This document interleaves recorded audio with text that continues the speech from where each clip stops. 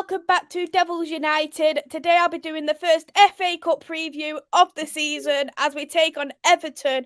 And we've got Matt. How are you, Matt? I'm good. How are you, mate? I'm not too bad, thank you. Looking forward to it. It's going to be a very interesting one, let's just say, this preview, that's for sure. A lot to discuss regarding Everton, regarding the FA Cup in general. Before we get on to that, we'll jump in comments, just say hi to people who's already in here. Hey there, Luca. I hope you're well. Thank you for coming in. Hey there, Ravi. I hope you're well. Thank you for coming in. Hey there, Reese. I hope you're well. Thank you for coming in. Hey there, Gary. I hope you're well. Thank you for coming in. Hey there, Niall. I hope you're well. Thank you for coming in. And I can see there's already a couple of questions in the chat already, so we'll get onto them a little bit later on. Because there is a couple of good comments there right now.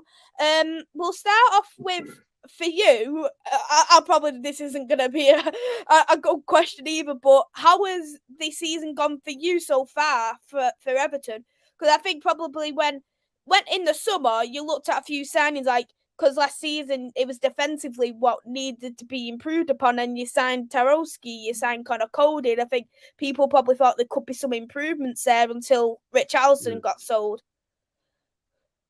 Yeah, so I feel like I'm stuck in a time warp with Everton. I mean, the last 9 years we've had 8 different managers. None of them seem to get sacked at the end of the season or appointed at the start of the season. It's always right in the middle of a transfer window or something that's happening. Um, like Carlo Ancelotti, we had there a couple of years ago. Things were looking up. I mean, he kind of got a poor squad to finish whatever 10th or 11th he finished after nearly having a chance in Europe with 2 games to go, and then it's just gone downhill since then.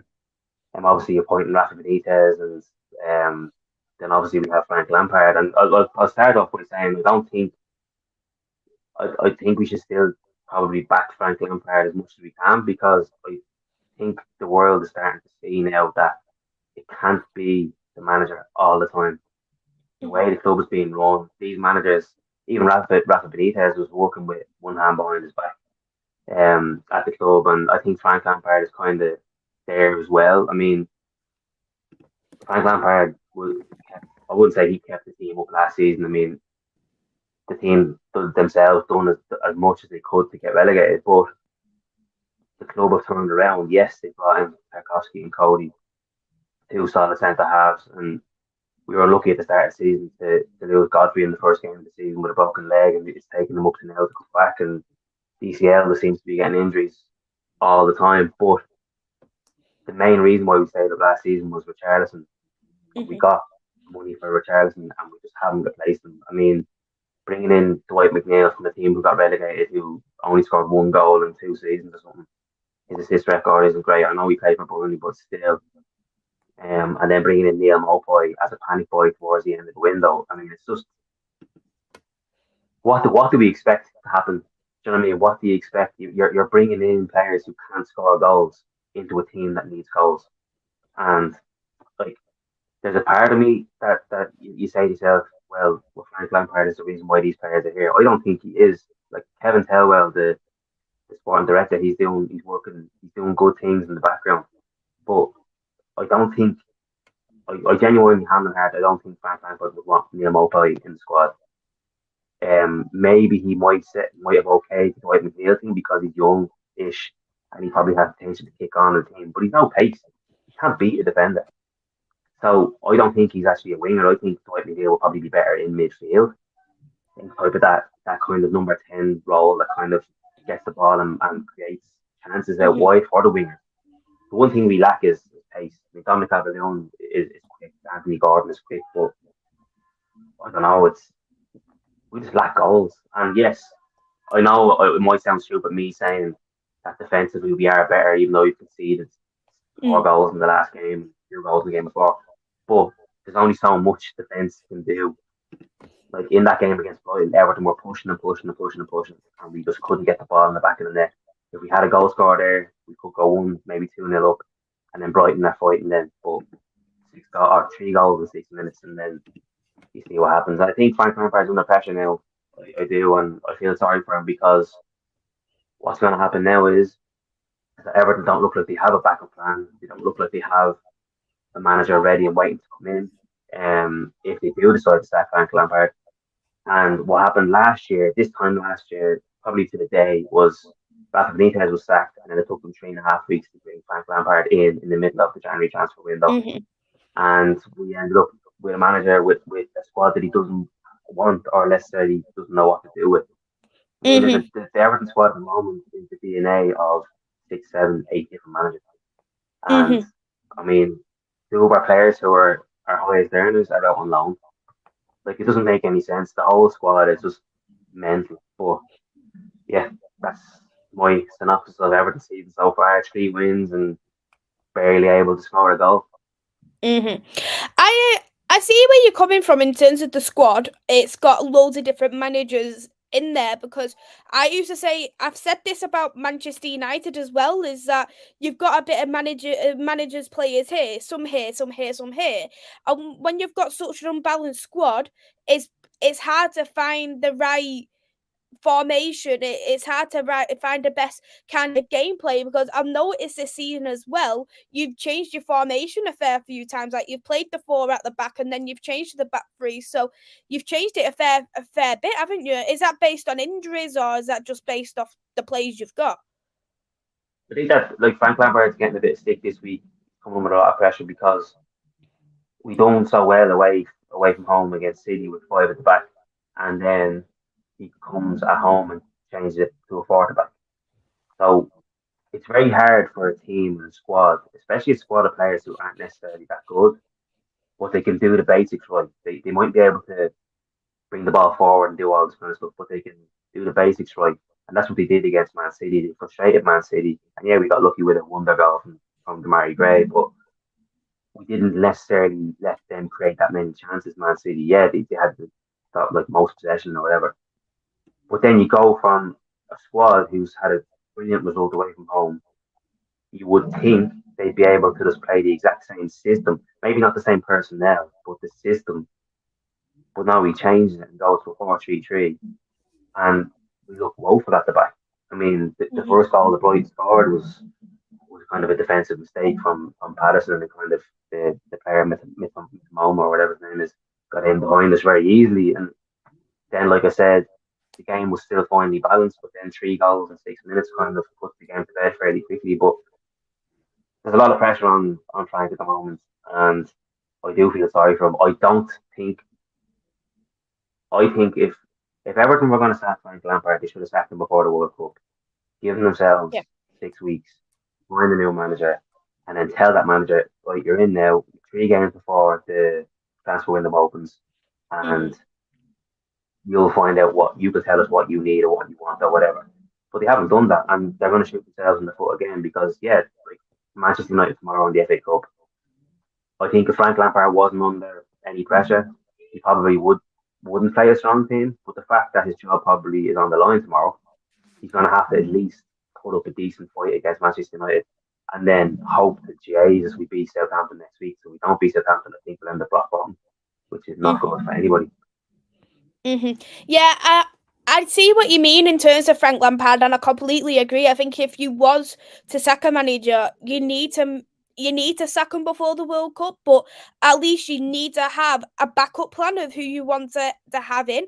Because when you sacked Rafa Benitez, it took a fair few weeks to find Frank Lampard, to hire Frank Lampard, and then I think by the time Frank Lampard came in, he literally had 2 days left in the transfer window. So then he was rushing about with signings of like Dele Alli and you had Donny on loan. I know Donny on loan didn't exactly work out. I know Dele Alli didn't exactly work out either. And I think the thing is what I feel like it is I don't know if it's what you agree with. I think with the owners itself, I don't think they really digest what's going on until they can really see, like when they'll see if you lose against Southampton next week, for instance, they'll look and go, oh crap, we're bottom of the league now. We actually need to do something about this.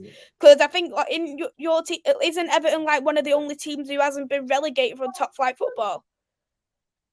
Yeah, I think we were relegated once, like probably 80 years ago or something like that. But we've always been in the top flight of football, and we're one of the longest we've like founders of the league. So like I know Everton haven't been a great team probably since we've been alive anyway, but um, they're one of the biggest clubs in England, and people seem to forget that obviously because we haven't won a trophy for going on 28 years now, and if we get knocked out by Manchester United tomorrow, it's going to be 29 years. So um, it's frustrating.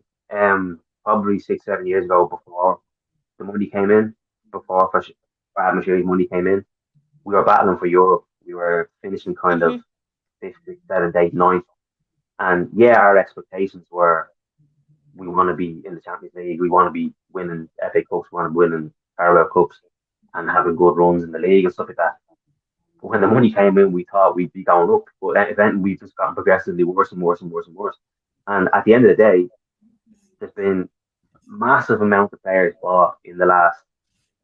I think it was 732 million has been spent on players since Farhad Mashiri came in, and I think we've only made a substantial profit on Lukaku and that was to us. Yeah, we didn't even spend the money properly after that.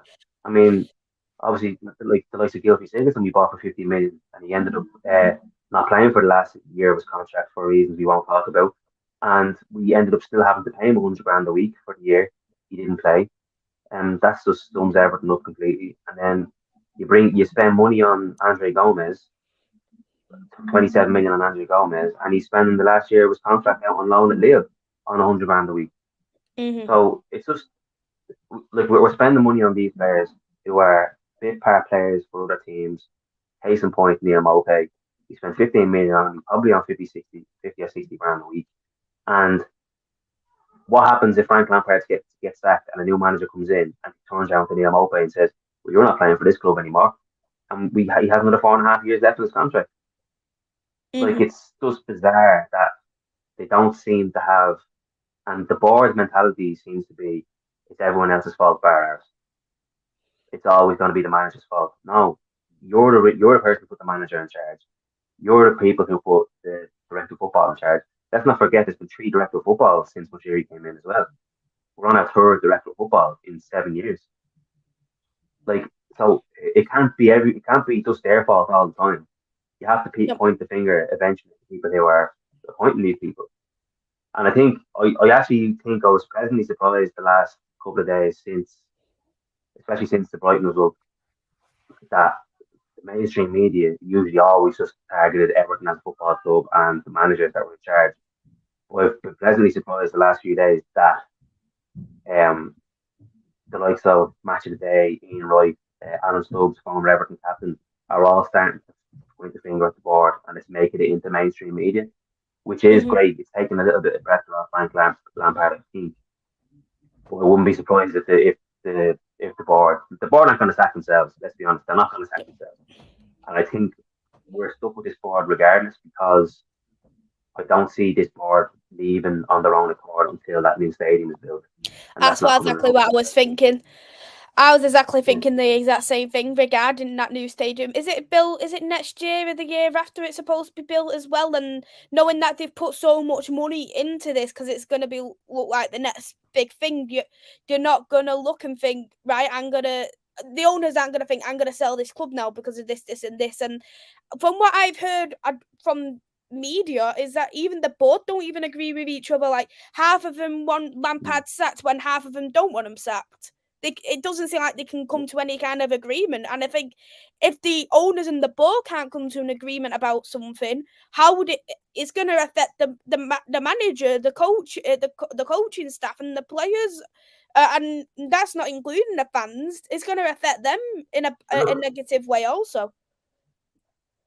But look what happened with obviously like the whole like Frank Lampard has come in and he's brought the majority of his mates with him, like Ashley Cole, Paul Clement. They've all come with him. So if he goes, you have to get rid of all them as well. But what needs to happen is if Farhad Mashiri isn't a football person, right, he needs to get an advisor that's going to come in and say, who's on your board? What jobs have they been doing for the last 6 years? And then obviously being like, well, they're obviously not doing a good job because we're 130 million in debt every year, no matter what happens. So we need somebody to come in and go, you're sacked. Bring in new people. Look what Newcastle did. Newcastle got new owners and just basically clean shop. And look where they are 12 months later. Champions Hmm. League basically. Because they got the right people in, they sacked the right people, they got the right people in, they made the right decisions, bringing in the likes of Bruno Guimaraes, Sven Botman, players that players that if they want to sell them in 3 years' time, they're going to make a profit on. Like Bruno Guimaraes is probably going to go to Real Madrid next year. Like they're going to make a massive profit on him. Sven Botman's only 22. He bought him for 30 million. He's probably going to be the Dutch centre half for the next 10 years. Like it really annoys me that a team like Newcastle was struggling for so long with Mike Ashley, and Hmm. then they bring in the money, regardless of where the money's come from. They bring in the money, and they can just change it overnight because they got the right people in. And Everton's backroom staff, the board, all the way up to the owner, are just absolute clowns. And I think the widespread media and fans of other clubs are actually starting to realise that. I think. Hmm. Yeah, I completely agree, and I agree with what you're saying about Newcastle as well, because I know not all the time it's the manager's fault either. But you look at even getting rid of Steve Bruce and how much of an impact that's made. Yeah, as well as the ownership, because he went to West Brom, the exact same as what he's done at Newcastle, has moved over to West Brom, and I think probably I don't know if you agree. People probably look at Ancelotti in that kind of way because where he was, and then sacking him was probably one of the worst decisions that could have been made without getting the new ownership for yourself. Yeah, well, Ancelotti left, Yeah, well, unfortunately. he left. Yeah, he left to Yeah, Real Madrid, didn't he? That's my mistake. left Real Madrid and won the Champions League and the league. So that says a lot as well. But like Ancelotti did apparently come out and say the only team he'd leave Everton for was Real Madrid because believe it that what you will. But he said the only team he'd go to would be Real Madrid because it was the only league he'd never won in the top five divisions. Yeah. So he had unfinished business there, and he went and he won the Champions League and the league. So brilliant, fair play to him. But I think his son David Ancelotti apparently is the next big coach, and hopefully. Carlo, maybe when he retires in a couple of years' time, tells his son to come and manage Everton because that'd be interesting. Mhm. To go on to managers, because a lot of people was talking about who would suit Everton as the next manager. Probably you don't want to. People are saying, you could have got the new Wolves manager. He was an option. I've seen some people in the chat saying the Celtic manager could be a good shout for you, and another one what people another one what people have been saying is Wayne Rooney because he knows the club. But What would your preferred option be? um, my preferred option right now is to back Frank Lampard and give him Yeah, a fighting of chance course. because um, I think if we do sack Frank Lampard and bring somebody else in, the same person that comes in is going to be in the exact same situation Frank Lampard is in. It's not going to change. Hmm. He has the same players. He has the same people he's dealing with at board level. Nothing's going to change. Like um, especially if you bring someone like Wayne Rooney in. Like Wayne Rooney's going to come in. He does have managerial experience, and he has managerial experience at a struggling club like Derby, finance wise and stuff like that. But it's not Everton. Everton's been struggling with people. He's not going to be able to deal with those sort of people, and he's hot headed, and he's going to snap at people and stuff like that. So I don't think he'd be a good option. I think if we're talking about bringing somebody in who's going to be able to put out fires and deal with a squad that mightn't necessarily be good enough, I think the only option and the only person who's available at the moment would be Sean Dyche to come in and put the fires out. Now, do I want Sean Dyche as manager of Everton? If you asked me that 3 years ago when Everton were a top 10 team, no, I wouldn't. But Hmm. the fact that Everton are where they are now, people say Sean Dyche got Burnley relegated. He left well before Burnley got relegated, or he was sacked before Burnley got relegated. And I think it was the worst thing he probably could have done, to be honest with you, because they ended up going down eventually. But I think someone like Sean Dyche, and I'm not saying that because I want them in. I'm just saying because Everton are in a relegation zone and they're in a period where they need somebody to come in and basically say you're not actually a good footballer, but if you do this, we might stay in the league. And he needs to Yeah. do that for everybody. That's my He only definitely opinion. have been I don't. flirting with relegation for a long time, Sean Dice, and Yeah, he even got Burnley got um them into Europe. into Europe spots. Yeah. Yeah. So he got them into Europa League a couple of years back. So I think if you're looking for a manager who's able to deal with financial constraints, work with one hand behind his back, and work with average to mediocre players, it can only be Sean Dyche at the moment because Wayne Rooney can't do any of the things I just listed. The likes of people who are saying go get Mauricio Pochettino, go get Thomas Tuchel are deluded because they're not going to go to a team who are in 18th position in the league. They're not, unless you give them 15 million a year. They're not going to go to Everton. They're going to wait until like a mid-table. Like I see Thomas Tuchel and Pochettino going for like a mid-table team, like hanging on for the Chelsea job, maybe Pochettino or something like that. They're not going to hang on to go to Everton unless they literally double their wages. And for the Everton fans saying, well, we got Carlo Ancelotti, yeah, but he left the first chance he took. So I think if Frank does get sacked tomorrow after the game, I think Sean Dyche, the fact that you could contact Sean Dyche on Saturday and he could be in the dugout on Sunday is the only smart and logical thing would be that, if that makes sense. And it gives them a whole transfer window as well. Well, Yeah, exactly. Yeah. near enough a whole transfer window anyway. We'll go into the chat with the questions. I've started some questions as well. Hey there to my dad. I hope you well. Thank you for coming in. Hey there as well to Andrew. I hope you well. Thank you for coming in. And hey there, Paul. I hope you well. Thank you for coming in.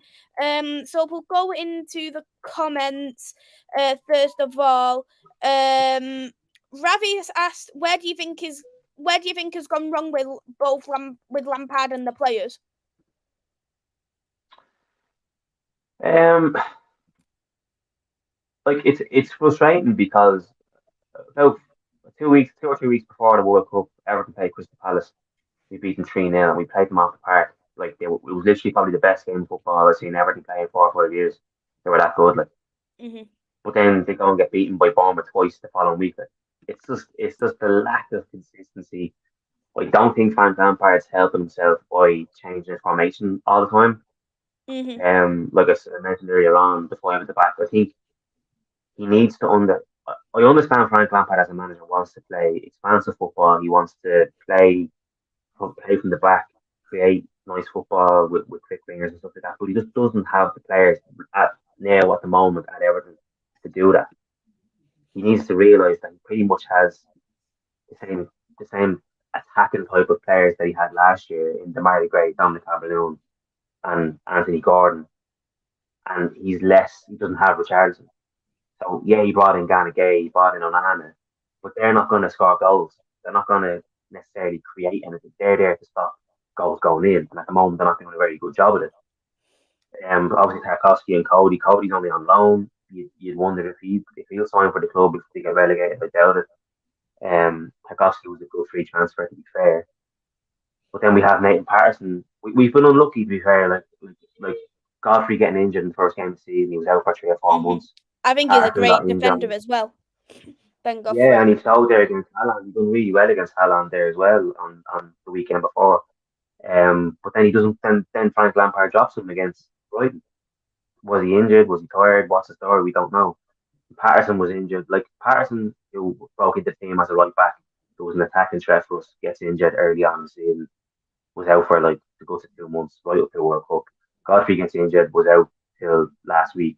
Dominic Calvert-Lewin is injured all the time. I don't know what's going on, and we've lost Richarlison. So yeah, people can say we've brought in a lot of players to fill certain holes, but we've not done anything in order to basically create and score goals. We still have the same nucleus of attacking players there from last year. So yeah, we've done the right thing defensively. You could say, even though we're 18th in the league and we've conceded 6 goals in the last 2 games, but I would rather win a game 4-2 than lose a game 1-0. Do you know what I mean? You have to try and outscore your opponent. That's the whole Mm-hmm. concept. So, and Mm-hmm. people are giving Jordan Pickford stick. I mean, Jordan Pickford's like having to face 16 shots a game. Do you know what I mean? One or two of them are bound to go in eventually. Do you know what I mean? So, Again, I'll go back to what I said in terms of Lampard. I think he's working with one hand behind his back. I mean, if you back Lampard, any manager that comes in now is going to be working with the hand behind their back, unfortunately. And I think, I mean, I laughed at the Danny Ings link yesterday. I don't think Lampard wants Danny Ings on a permanent because Danny Ings is going to be wanting a 3.5 year deal, and Lampard doesn't want to be left with a player there who's pretty much on the downgrade, even though he can still do a job now. He like Danny Ings would be an ideal player for Everton now for 6 months to keep us in the league. He would be, but I just don't see it happening. If Villa want the permanent move, I really don't know. Yeah, I do see where you're coming from with Pickford, though. I do think he does get a lot of unnecessary criticism. It's not. I think I don't see much criticism off Everton fans, but it tends to be everybody else in terms of fan bases. It tends to be a lot of England fans, and what Arsenal and Newcastle fans who have Pickford should be number one. That's basically what it is. Yeah. But Pickford has never had a bad game as an England player, and it shows when he has got a semi-decent defence in front of him. He's confident in what he's doing. He makes some good saves. He keeps teams in the game in England. It happened with England quite a lot. I think he's quite good with his distribution, in my personal opinion. I think that's probably his best aspect, Jordan Pickford. I just think, and I agree, is that Chelsea game in particular last season for Pickford, I think that was probably his highlight, and that kind of game in particular was that difference between you, Burnley, and Leeds. Yeah. Like Richarlison and Pickford kept us in the league last year. There's no doubt about that. Like 100%. Like it wasn't. You nearly go as far to say if it wasn't for Pickford because he would have lost the games. Richarlison got goals in as well. Yeah. Yeah. You're dead right. Like Pickford's distribution.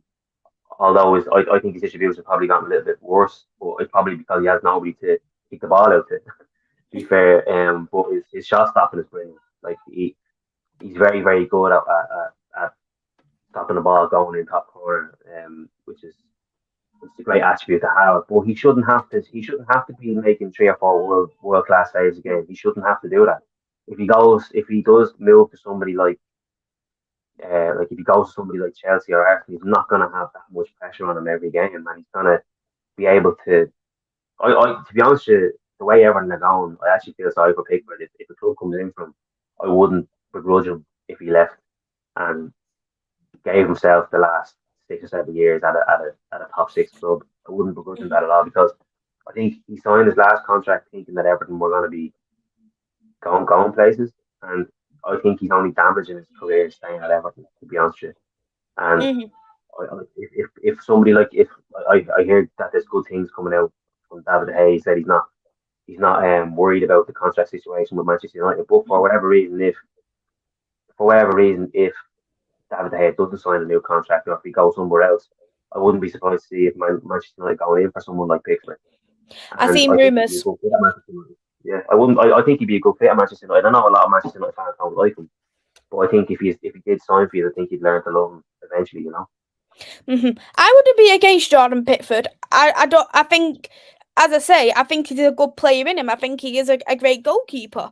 And another one who I have seen linked to, Anthony Elanga is linked at the moment to Everton. On loan till the end of the season. Have you heard much about that? Do you think that's going to happen? I wouldn't be surprised if it happens on the last day of the window when we panic and United say, "Yeah, go for it," because like Anthony Elanga, like he's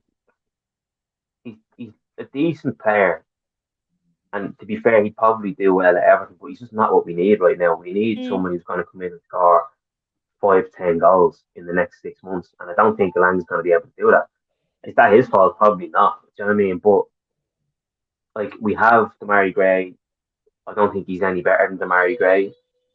I don't necessarily think Damari Gray is a world beater, but I don't think he's better than Damari Gray. I genuinely don't like Anthony Gordon as a player. I think he's just a waste of time. I think he's probably better off moving on as well if we can get money for him. But is Elanga better than Anthony Gordon? I don't think so. So what's the point in wasting one of our loan options on a player that we don't necessarily need? I You know what I think mean? for That's just my opinion. yeah, I think for me as a Manchester United fan, I do look at it and go, and Anthony needs game time. He's getting like the odd 2 minutes now at Man United, so he needs to get it. And I think he was awfully rushed into the first team under Ralph. And I think the thing is, at Manchester United, he's only very young. I don't think he's adapted too well to the team. I don't think he's adapted well to the Premier League, and I think a lot of fan bases, a lot of the fan base don't particularly like him because he's still a very raw young player. And I've looked at Frank Lampard, what he's done with Chelsea's academy, the way he was great with Mount, Reece James, Tammy Abraham, and even though he had that transfer ban, he was very well using them youth players to keep them in the top four of the Premier League of that season. So I do think Frank Lampard is very good with his youth, and I think if I was looking at any team, I would say Frank Lampard would be great for developing him for that kind of reason. But I do also look at it and I think if you need a player right now, it would be a winger who's able to provide, or someone who's very versatile, who could play in all three areas, who's able to give you the goals and give you the assists also. Yeah, no, like, listen, I'm not turning around saying Anthony Elanga is a bad player, but like, you know what I mean? I think he's a good, solid player. And if Everton were sitting 10th in the table, I'd be like, yeah, why not? Like, if we bring him in, he'll be a good player. But the problem with Everton have at the moment, and I agree with what you said about Frank Lampard with the youth players and stuff like that, but the circumstances are completely different to what he was at Derby and what he was at Chelsea. Yeah. At Chelsea, his main goal was staying in the top four. At Derby was to get into the playoffs, try and get into the Premier League. At the moment, it's stay in the Premier League. And the problem you have with loan players is, can you trust the loan players to give 100% for a team they know they're not going to be with next year? You've seen it with Donny van de Beek. You've seen it partially with Dele Alli. Frank Lampard then not trusting them to the full extent. And the problem that you'd have then would be if Anthony Elanga comes in, is he going to play Elanga over Gordon? Is he going to play Elanga over Demarai Gray? And then what you have is you have Anthony Elanga sitting on the bench on loan at Everton because not that he doesn't think he's a good player. It's just because he needs results, and I don't think he can put his trust in a lone player who he'd have to question his commitment. Is he going to be 100% committed? Yes, you'd want Anthony Elanga to be 100% committed to try and get himself into the Manchester United team when he goes back. But I also think a player who's looking to get into the Manchester United team going to a struggling team who's getting relegated probably isn't a good place to go either, because he's not going to have the amount of chances he has at United. He's going to have to try and create chances himself. Whereas at Manchester United, when he was playing a lot last year, like there was chances being created for him, and it was a lot easier for him to create chances. Everton, it's going to be the polar opposite to that, and that's in my opinion on Ananga at the moment. Well, that's absolutely fair enough. Hey there, Jordan. I hope you're well. Thank you for coming in. Hey there, Brush. I hope you're well. Thank you for coming in. Hey there, Liam. I hope you're well. Thank you for coming in. We've got some more questions here in the chat as well. So one from Ravi again. Which players do you think need to step up and show more? I know you've mentioned that you're not a fan of Anthony Gordon, but is there any other players for you? I think I'm a bit disappointed with Ghana's return so far. I think he was brought in to kind of be the general of that midfield, and I don't think he's really done that yet. He looks like he's kind of just trudging around the field, not really wanting to be there. I mean, he's gone from playing with Messi, Neymar, and Mbappe to playing with Tom Davies and Demarai Gray and an injured DCL. So you can't really blame him. But at the same time, we're giving him a lot of money to come in and do a job, and I don't think he's really done it yet. I'd love Dominic Cavalier not to be injured all the time, because I do think we play a lot better with him as a focal point up there. And I think the wingers play a lot better when they know they have someone up there. It's a lot different having Dominic Cavalier up there than having Neil Mopai up there. So I'd like to see that. I'd love to see Anthony Gordon prove me wrong and turn into a half decent player and work on his end product. I mean, a lot of the problem with Anthony Gordon is that he looks like he's doing a lot all the time. He does well to beat certain players. He looks like he gets his head down and attacks the fullbacks, which is great. But then he either turns back or plays a brutal cross into the box or cuts in, takes a shot, and it goes straight down the keeper's throat. I mean, the goal that he scored last year against Manchester United, David De Gea would have comfortably saved that only for it deflected into the goal. So I think he needs to work on his end product, his final third. And if he did do that, if he started creating goals and started scoring goals, like I mean, if Anthony Gordon was an 8 to 10 goal winger and got 5 or 7 assists a season, he would be that 50, 60 million pound player that Spurs are talking about and Chelsea are talking about. But at the moment, he's just not doing it enough for Everton. And I mean, there's talk that they're going to give him a new 5 year deal and 100 grand a week. He doesn't deserve that yet. You know what I mean? It's he's playing for a team that are probably going to be relegated this year. Nobody should be on 100 grand a week. Nobody like. So I think Alex Iwobi's been brilliant the last 6 months, but he's kind of gone backwards a little bit. I think he needs to kind of step up and show his worth as well. But this happens every year, Mays, with Everton. They go through this kind of December period, January period where they just hit a slump, and unfortunately, we actually don't have enough points on the board to be able to afford to do this slump at the moment. But to answer Robbie's question, the players that I think need to step up for Everton to progress and succeed would be Anthony Gordon, Damari Gray to an extent, even though he's been good the last few games. I'd love to see Onana kick on into the box more. I think he's done well defensively and kind of breaking up play, but when he gets the ball, he just doesn't seem to drive forward, which is what we need. I know I'll probably get stick for saying this, but Everton haven't been able to actually replace Ross Barkley since he left. Ross Barkley used to get the ball in the centre circle and he'd be in the other box within 4 seconds.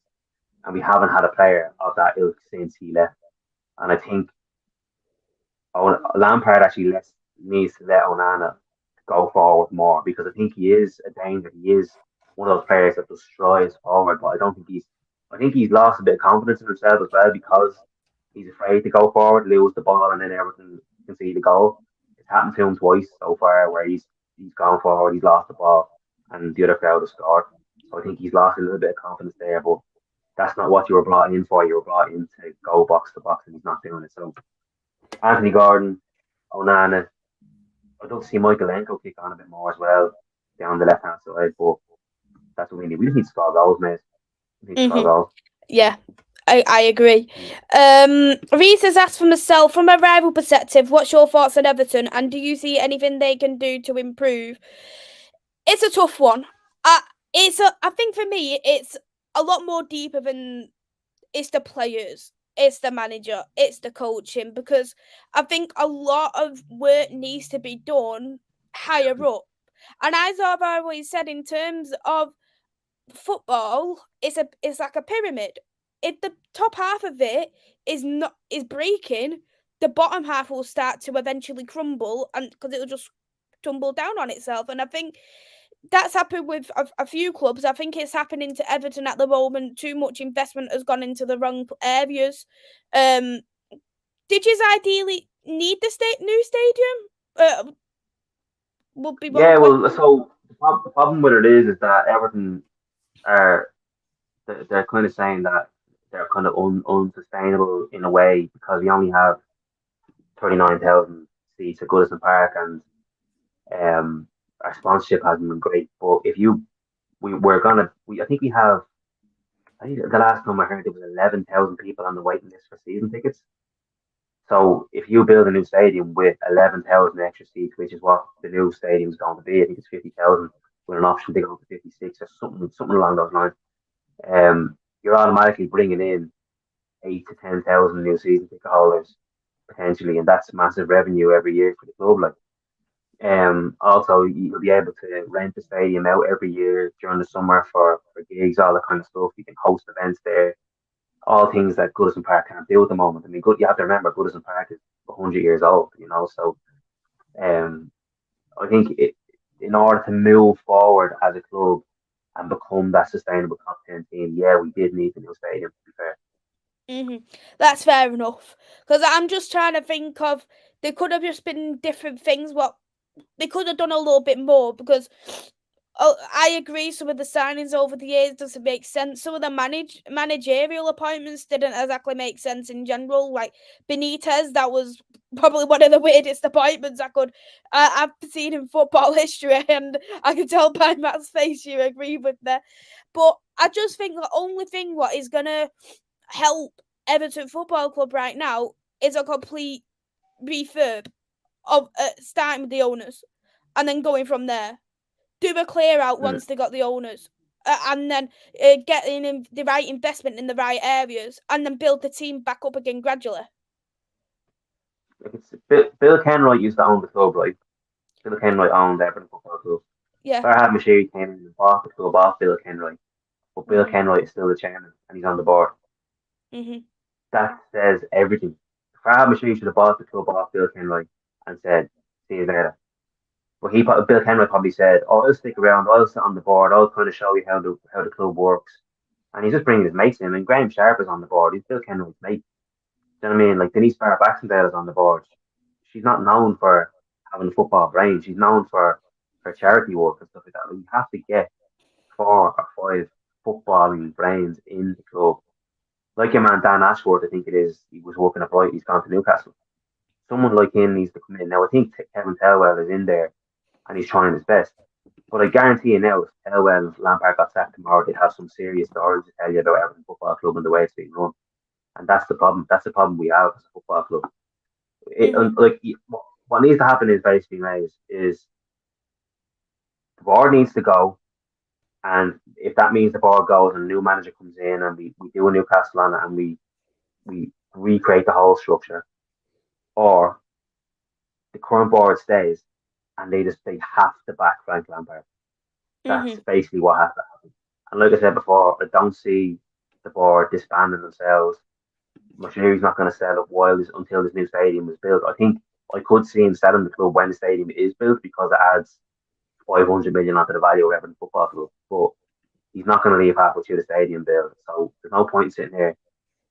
There's no point sitting here saying the board has to go because I don't see them going anywhere at least until the end of the season. At least until the end of the season. So I keep repeating myself, but I think they need to just back Frank Lampard. And if financial fair play comes into it in the summer, so what? Like, we'll deal with that when it comes around. And even if you was to get new owners, you don't know how long it takes to get new owners. Like I know, like you look at it from Manchester United, everyone's getting hyped up about the Glazers selling up. But I look at it and go, right, it's rumours. You don't. If the Glazers went and got somebody new, that could still take a year for the new owners to come in.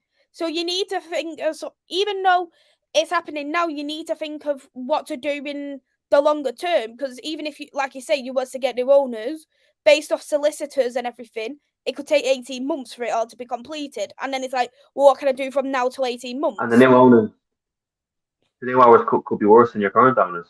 That goes for every club. Exactly. You know what I mean? It could be, I think the way it is nowadays, especially with clubs like Everton, Manchester United, I think the bigger clubs they are, the better people are going to come in and run the clubs. I don't think it was like it was before. But like Manchester United will get new owners in. They could be worse than the current owners they have. Now that'll take some doing, obviously. But you just don't know. Sometimes it's better the devil you know. Like, but obviously United fans are probably saying to themselves, anything's better than what we have at the moment. So you just don't know until you kind of find out. So I think it's going to be interesting. It's interesting that Manchester United and Everton are kind of in the same situation. They both hate their boards and they both want their boards to go and they both want their clubs to be sold. But like you say, it's a better the devil you know because it could be the worst thing that could happen to your football club. Because like Man United are so big that no one's going to come in and buy Manchester United just for 3 or 4 years. They're coming to buy Manchester United for 20 plus years. So you have to be wary of new owners as well. Exactly. My dad has asked you a question here, Matt, of what do you think your chances are of being relegated? Probably about 90% at the moment. Wow. 90% certain that we're going to get relegated. Like, so many things. Like last year when Everton beat Crystal Palace 3-2 to stay in the league, I turned the telly off and said to myself, "Great, we stayed up." But we shouldn't have been celebrating it. Do you know what I mean? We're celebrating a failure. You know, and we haven't kicked on from then. I think we've only won 3 league games since that Palace game, and we're what 15, 16 games into the new season, Mhm. or 15 points on the board. So since that Palace game, we've only gotten 15 points. So nothing has improved. We've gone backwards. Mhm. So the only way I can see Everton staying in the league is if there's 3 teams worse than Everton. And at the moment, I can't see 3 teams that I can see Southampton are worse than Everton, but they could beat us next week and make us the worst team in the league. But I genuinely think that Southampton, Everton, and I can see Bournemouth dropping back into the bottom 3 as well, Mhm. potentially. So, but I think Forest are going to stay up. Teams around us Yeah. like Wolves and all are going to stay up. Because Lopetegu's gone in there and he's going to do the business for them. But if it stays the way it is and Frank Lampard's not back, like if we finish the transfer window with the same players we have now, we're in serious trouble, and I don't see us improving at all. Because after Southampton in the league, I think we have West Ham, Arsenal, and Liverpool. Mhm. So Exactly, and I think um, it's going to be a tough one because this Premier League season in particular, the apart from Arsenal, the top four is very tight and the relegation is very tight. And everyone always says, "Oh, I'm looking forward to seeing who's going to win the league this season." But now it's going to be more. I'm excited to see both because you look at this table right now. 13th place Leicester, I've got 17 points, and that's only 2 more points from yourself. So if you was to yeah, win the like next game, you could go mid-table. if we beat Southampton and West Ham, who are actually 2 teams that are in and around Southampton are below us, I think what West Ham might have gone ahead of us after last night's result. I'm not sure. But if we beat the both of them, we go up to 12th, the team, and we're Mhm. also beating teams that are below us. So that's the main thing. But if we get beaten by Southampton and we get beaten by West Ham, we're rock bottom, and the teams who are above us are going further above us.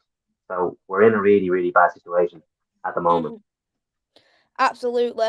Now we aren't, now Um. we aren't playing Southampton. We aren't playing Southampton for 9 days after the Man United game.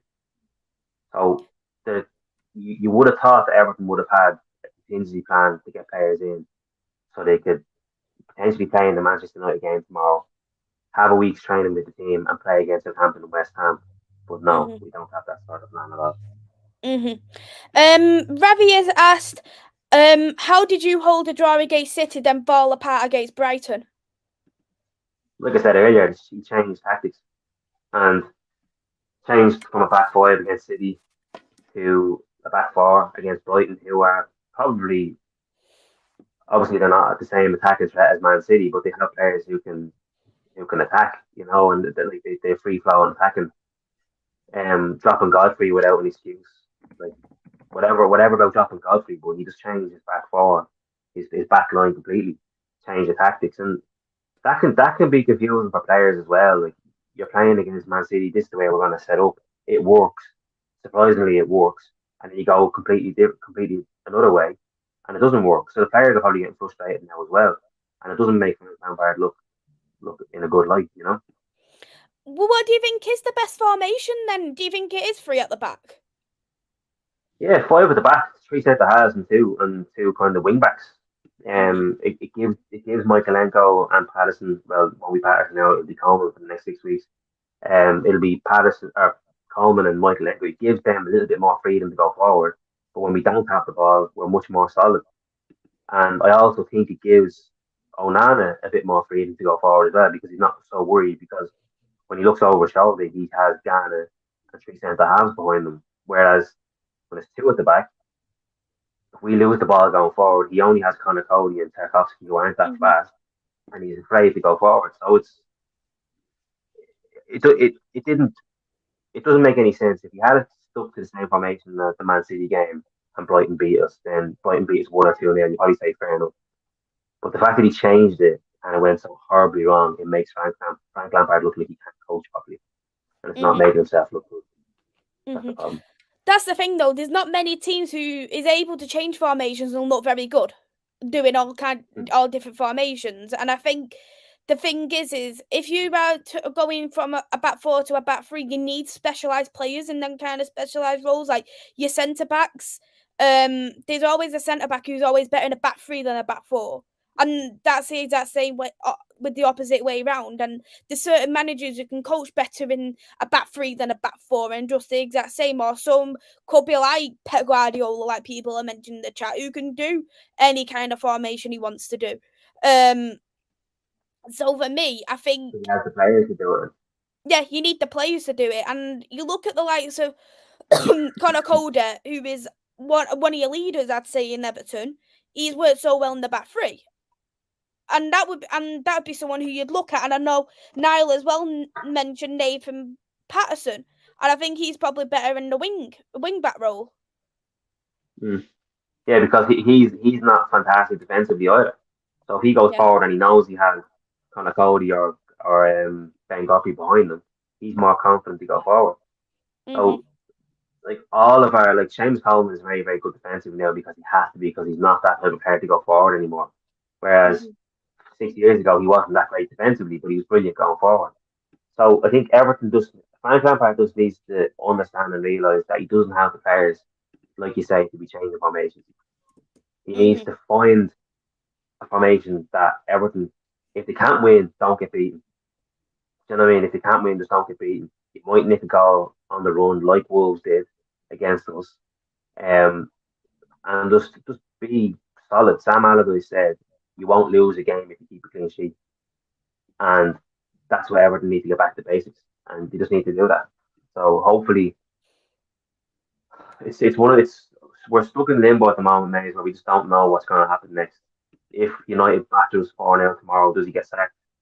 Is he given the Southampton game? Do the fans turn on his back? What happens? Who knows? But I genuinely wouldn't be surprised if Everton beat Manchester United tomorrow. I wouldn't be surprised. Hey there, Chris. I hope you're well. Thank you for coming in. My dad has asked, which teams do you enjoy beating apart from Liverpool? Well, we don't beat Liverpool a lot, so it's always nice when we beat them. But I like beating Aston Villa, but they always beat us as well. Who else?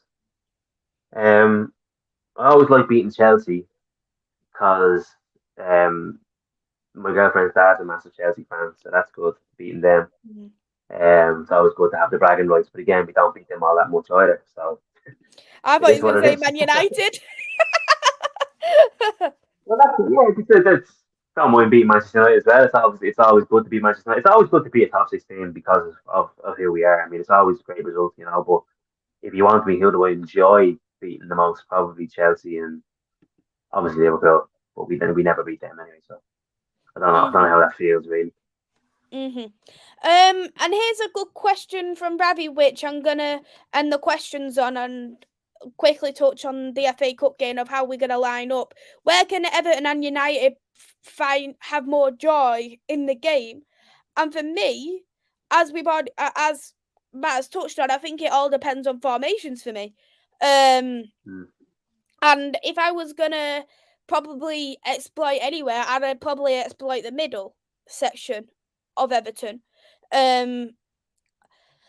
Because as I say, you do have pace of Gordon, and that can be a massive threat. So we need to keep whoever we've got on the fullback roles of Dalot or Wan-Bissaka or Luke Shaw or Malacia, whoever it is, we need to keep them very defensively aware of the kind of pace that Everton have. And I think when you've got the likes of Marcus Rashford or Anthony Martial who can play in the middle, with that little bit of pace, I think it does. I think it makes a treat when I think it's a bit more slower paced in the centre of the midfield for me. Yeah. Where would you find joy from Manchester United? Everyone always says the right back position. Yeah, I'll find the best choice probably on the bus on the way out, maybe when we're leaving the stadium. But I don't know. Probably if Martinez doesn't play, probably the centre half position. If DCL is there, kind of bullying Harry Maguire, if we can get the ball into the box and try that. But he's doing very well. Like he's probably a bad time to play Manchester United. To be fair, like he's on a decent enough run, keeping clean sheets. So unless Ten Hag decides to change it up a bit and kind of play a bit of youth, but even your youth is good. I mean, Garnacho's a talent, you know. So I don't really know. I could tell you a position that we could try and exploit, but knowing the Everton players, they wouldn't be able to exploit. So there's no point really in identifying a place, but probably centre half position if Martinez doesn't play. Mm-hmm. And just to touch on now, how do you think Everton is going to line up? Do you think they are going to play the five at the back, knowing how effective it has been? Because I know you played the five at the back against Man City, it worked. Do you feel like as well, because you said that you've got 9 days in between both Man United and Southampton, can you see your strongest 11 being played? He's gonna. I think, like I said earlier on, I think if Frank Lampard wasn't under pressure in the league, I think he probably would have changed it up a bit. Probably given fringe players a chance. Maybe. He said in his press conference there that he takes the FA Cup very seriously because he's won it a few times with Chelsea, and um, did he win it with Man City that year? That he went to Man City, I think he might have won it with Man City that year as well. So he does take it very seriously. I think because he's under so much pressure, he's gonna have to take it seriously because if we suffer another 3 or 4 nil embarrassing defeat, I think the board will be left with no choice but to sack him because the fans will just erupt. Um, so I think he's gonna try and probably play his strongest 11. Um, Starting 11, if I can try and rattle off a starting 11, probably be Pickford, Coleman, Michaelenko, and then three centre halves: Tarkowski, Cody, and Godfrey. If Mm-hmm. Godfrey's fit, he didn't play there either day, so then Ghana Gay on Anna in midfield. On Anna should be fresh because he didn't play against Brighton because he was suspended. And then Anthony Gordon apparently had the flu, so he probably won't play. So it'll probably be Dwight McNeil, Damari Gray, and then probably DCL up front. Is That'd Mbappe be our injured? strongest. Maupay, no, he's just brutal. So he probably won't get it. But I think I think that's our strongest team, and I think if we weren't going to go for it at the back, then I'd hope that he'd probably play 4-4-2 and not play, probably drop Coleman out, put Godfrey right back, and then maybe I'd like to see Ellis Sims play up front with Dominic Calvert-Lewin, the two of them up front. Mm-hmm. He got he's like because he done well when he came on, but I forgot about Wobie in there as well, so maybe a Wobie probably play as well instead of somebody. But I don't know who the strongest 11 is to be honest with you at the moment. But Everton, I could have told you what the strong team was 4 or 5 weeks ago before the World Cup, but at the moment I just don't know. I don't know who we trust anymore. I don't know if there's a bit of a rift kicking off. What about Alan? Also, Because I know he's been he's gone. he's gone now. Yeah, he went to uh Saudi Arabian team or Okay. Eastern Middle Eastern team. I think he went to. So we just got the wages off the books.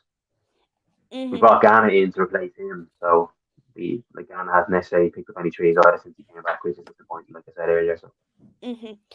For me, I think Manchester United will probably play the strongest 11. Donny's injured now. He's apparently out for a year. That's probably an advantage for Manchester United anyway. Let's just be honest. So, Anthony, I don't know. He had a bit of a knock, so I don't know if he'll be playing. I think Garnacho will probably start. I think we will come play a very, very strong team because Martinez should be back for the World Cup. So I imagine Luke Shaw will probably be back into the left. We don't have the Bravka anymore. My heart bleeds. So De Gea will be playing. I think maybe Dalot might come back in for Wan-Bissaka, although Wan-Bissaka's played well so far in the last couple of games, so it would be unfair to drop him. I just think we've got Charlton on Tuesday, it allows Ten Hag for him to play a stronger 11 against Everton, and then play a bit more of a rotated team against Charlton. We shouldn't underestimate Charlton at any cost, but I think we could allow to rest a couple of players as well. but it's one of those things. Like I said, if Everton play their strongest 11, they do seem to play well against teams when they're able to sit back. You've seen it against Man City; they're able to sit back, absorb the pressure, and then kick on the counter attack. So I wouldn't necessarily underestimate Everton, even though our backs are up against the wall. I think Frank has no choice but to play his strongest 11. Like I said, there's 9 days until his next game. The players should be fit. It'll probably be their longest break they've had since obviously the World Cup, but in between, it's going to be the longest break they're going to have. So he's probably, and he's trying to save his job. So, I mean, if Frank Lampard can beat Manchester United tomorrow at Old Trafford, he's going in the right direction, you know. But it's typical Everton. I wouldn't be surprised if Everton wins tomorrow and they get beaten by Southampton next week. Just mental. I wouldn't be surprised on that either, to be honest. Chris has gone for a 3-1 win for Man United. My prediction says that with gritted teeth. He's a Liverpool fan, so he probably took a lot for saying that. Yeah, Man United is getting Jack Butland on loan until the end of the season. Am I thrilled about it? No, but I think Tommy deserves a bit more game time than what he's been given, to be fair, but I didn't like the Bravka either, so it is what it is what it is. Niall's gone 4-0 for United, Reese has gone 2-0 for United, and my dad's gone 3-0 for United. For you, Matt, what do you think the score's gonna be? It's gonna be a tough one, this one. My head says 2-0 United. But my heart says 1-0 Everton. James Coleman, 97th minute winner or something like that. So I mean, there's something mad, but I don't know. It's Everton are such a bipolar team. They can be brilliant 1 minute and they can be absolutely dross the next minute. And what's surprising the most about it is it's the same starting 11 most of the time as well that are turning out the same results. How like Robbie said earlier on, how can you go from Man City, probably defensive performance of the season against Man City, to conceding 4 goals against Brighton at home in the space of 4 days? Doesn't make any sense. So if we're going on a pattern of play well, play bad, play well, play bad, we played bad. So maybe tomorrow night we might turn up against Manchester United. We've done well at Old Trafford over the years, so you never know. Yeah, that one haunts Yeah. me when you beat us 3-2 a couple of seasons ago when Rodriguez, you scored in like a couple of minutes in the second half and then you scored in like the final minutes. I was so fuming in that game, it was to the point. I want the Gea dropped. I want Harry Maguire dropped. I'm done. I was fuming on that game. I think that finished in a draw, didn't it? 2-2. I think that was a great game. I think it's either 2-0 up or something. Yeah. Yeah, we're good. We've been good like that, but like that was when Carlo Ancelotti was in charge. It was. And we had James Rodriguez and Richarlison. We don't have them anymore, so that's very true. But you played very well on that 2-1 loss against us as well. I think we played well. We played well at the start of the season. Like we played well at the start of the season. We just had our usual mid-year slump and just haven't gotten points on the board. I mean, losing at home to Brighton, like Brighton are obviously a very, very good team. They're probably going to push for Europe, but you shouldn't be losing your home games that way to Brighton, and you definitely shouldn't be losing at home to Wolves. And that's what we've done. You said earlier on, look how tight the table is. I mean, if we had beaten Wolves and gotten a point against Man City and a point against Brighton, we'd be probably 13th or 14th now. Not comfortable, but Frank wouldn't be under pressure. Do you know what I mean? So it's just the way it is. The Everton manager job is a serious hot seat at the moment. Ravi's gone for 3-0 United. I liked it when Ravi predicted against us because we won. So I'm a bit nervous now, Ravi. Thank you. I'm gonna go for more of a narrow 2-1 win for United. Just because I think it's always narrow games. I don't think it's been. We haven't ever like comfortably beaten Everton in a long time. It's always been narrow games. I think like the best performance we had was a couple of seasons ago. I think it was at Goodison and Bruno scored 2 goals. One was a headed goal. Yeah, I think that was the game where we was most comfortable in beating Everton, and ever since we haven't been comfortable in getting wins with either losses or draws, or they've been very narrow wins. Yeah. I would look like I said, Everton are good against the bigger teams. They seem to play much better against teams who attack them. I think Everton don't know how to play against a low block. They can't break them down. They don't know how to shoot from outside the box. They can't get crosses into the box when DCL is not playing. They don't have a focal point against a low block team like Wolves. Like those teams. Like you'll see next week now when we play Southampton at home, we'll struggle to break them down, and that's the problem. So maybe we just need to play Manchester United, Man City, and Chelsea every week, and we stand a chance. We'll wrap it up now. Thank you, Matt, for coming on. It's been a great show, and it's been great to talk to you as well.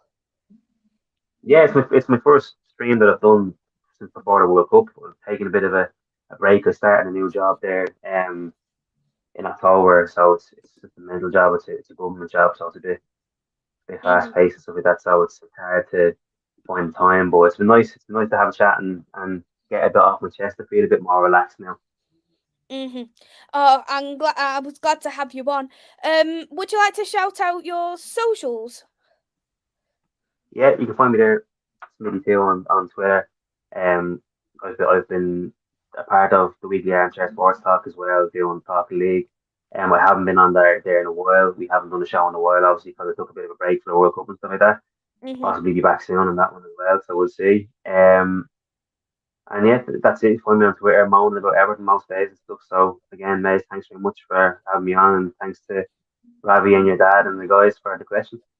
You're very welcome, and thank you again, Matt, for coming on. I've put your Twitter handle in the description below, and as well as that, I've also put on the Weekly Armchairs YouTube channel, because I know that you do the Premier League shows on there. So and when you go back on there, everyone give Matt the support and for the Premier League shows, the cracking shows, and it's great to have catch-ups about the Premier League. So thank you, Matt, very much, and thank you everyone who's watched. We'll see you all very, very soon. Take care. Bye-bye. Bye-bye.